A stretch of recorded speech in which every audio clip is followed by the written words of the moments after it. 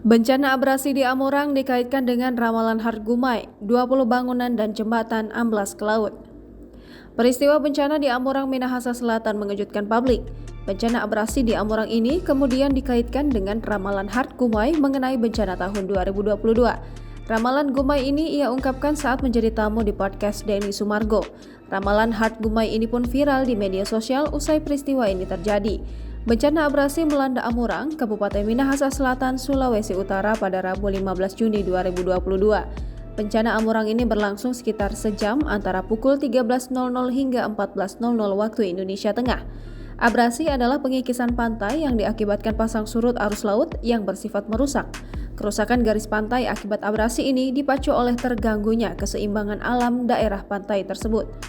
Jembatan yang menghubungkan Kelurahan Bitung dan Uwuran 1 Minahasa Selatan, Sulawesi Utara amblas ditelan laut pada Rabu 15 Juni 2022 sekitar pukul 14.30 waktu Indonesia Tengah. Sebanyak 20 bangunan rumah warga amblas ke laut. Hal ini membuat situasi tak kondusif dan warga pun dievakuasi. Sebelumnya warga mendapat imbauan agar mengosongkan rumah dan menyelamatkan diri saat tanah amblas ketika hujan turun. Warga pun memadati jalanan dan jembatan Amurang menghubungkan antara Kelurahan Bitung dan Uwuran 1 Minahasa, Sulawesi Utara. Jembatan dan jalanan yang kerap digunakan untuk berfoto oleh wisatawan itu pun amblas saat warga memadati area.